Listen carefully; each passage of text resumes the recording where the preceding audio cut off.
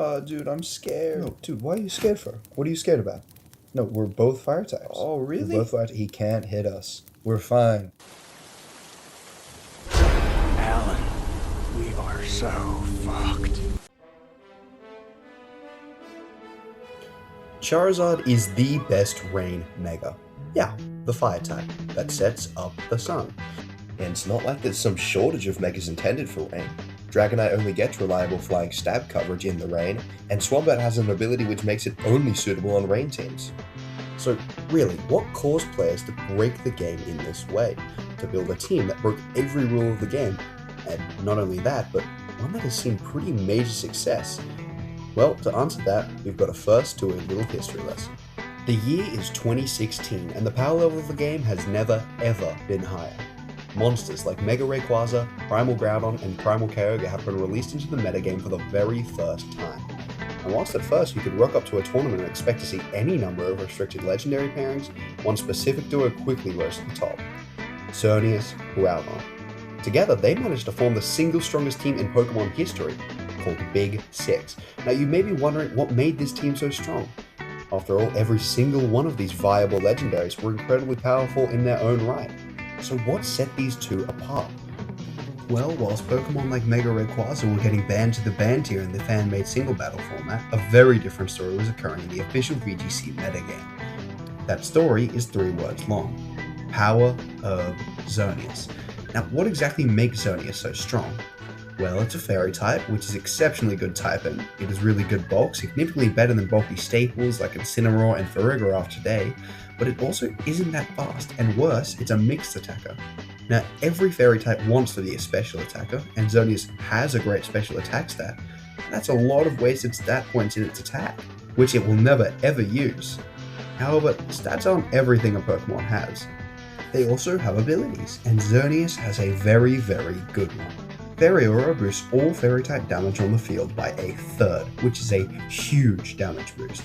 But it's also not nearly as good as the Primal Weathers, which boosted damage by 50% and made all Fire-type moves fail in the rain and Water-type moves fail in the sun. But we still haven't talked about Xerneas' move pool, which also sucks. Xerneas didn't get any good coverage moves, but it also has a signature move called Geomancy. Now, Geomancy doubles the special attack, speed, and special defense of the Pokemon over 2 turns, so you might think that this move is pretty balanced. After all, if you just have 2 turns where you can hit Xerneas really hard, you can get rid of it before it gets going. Now, that would be true if it weren't for the Power Herb item. This removes the waiting turn of all 2-turn moves. This meant that in 1 turn, Xerneas could get the equivalent of 2 Calm Minds and an Agility, 3 turns of boosting your stats all in 1 turn. This made Xerneas, quite frankly, the strongest Pokemon of all time. But Xerneas has a weakness. It gets hit for super effective damage from Poison and Steel types. But these 2 types share a weakness: to ground. And as the strongest ground type ever created, Groudon pairs perfectly with Xerneas. And so these 2 would form the core of Big Six, the strongest team of all time. But that same year, this duo, despite winning basically every other tournament, failed to win Worlds, and that was partly due to Wolf Glick. But there was another team in the World's finals that year, and that team was Dual Primals.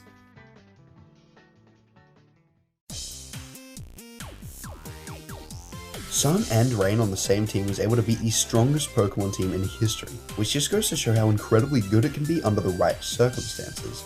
Now, at first it may seem quite unintuitive to put Groudon and Kyogre on the same team.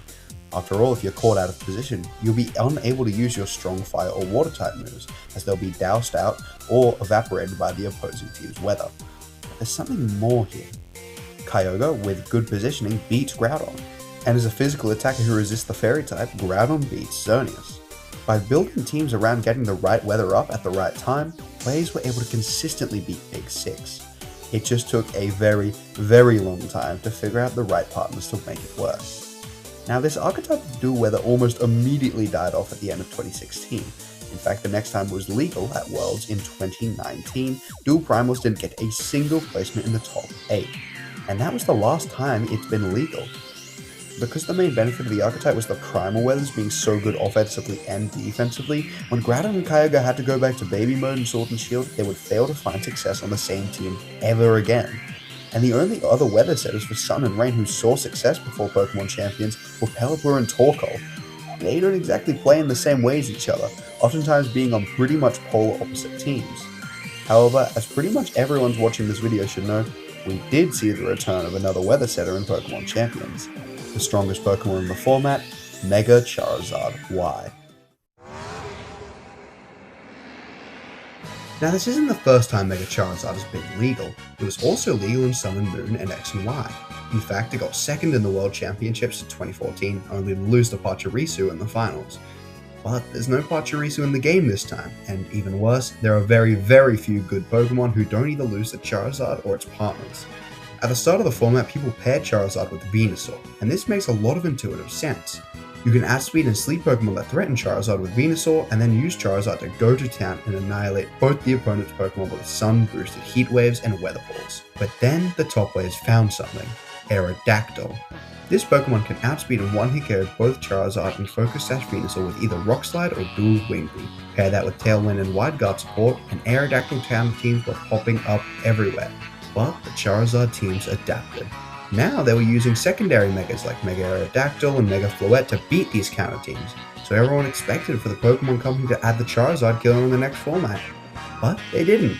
Instead, they added the Life Orb, making one of Charizard's best partners, Garchomp, able to use Life Orb boosted Earthquakes beside Charizard without caring about hitting his partner. Sure, they added Swampert to make Rain more viable, but with Solar Beam and the ability to set up the Sun after other Pokemon, it could one-shot Swampert while its partners could usually deal with their Caledon. And that brings us to what players thought was a solved format. You could not consistently counter-team Charizard without losing to other threats. And so the best way to beat a Charizard was to use it yourself. It's the week before a massive online tournament, and top player Alex Underhill is in the midst of team building. Idea after idea fall flat, until he stumbles upon something interesting. Here's a list of all the top Pokemon that Charizard can struggle with. And here's a list of every top Pokemon that struggles into Rain. Notice any similarities? Alex Underhill did. And so he created a squad of 6 Pokemon that would go on to define the tournament. Not only did the team win the tournament, but half of the top 8 finishers used the exact same 6 Pokemon. Such an absurd finish like this hasn't been seen for years. Now granted, this is an online unofficial tournament, but come on. The team of course uses Charizard. It's the strongest Pokemon in the game with a huge special attack stat and ability to set up the harsh sunlight for itself. It can delete most Pokemon that don't resist it or aren't explicitly trained to take a Weather Ball. And with Solar Beam, it even flips its bad matchup into Water types, using the high base power of the move to one-shot most of the Water types in the game. Charizard struggles to hit Fire and Rock types for meaningful damage, a problem solved by the introduction of Pelipper.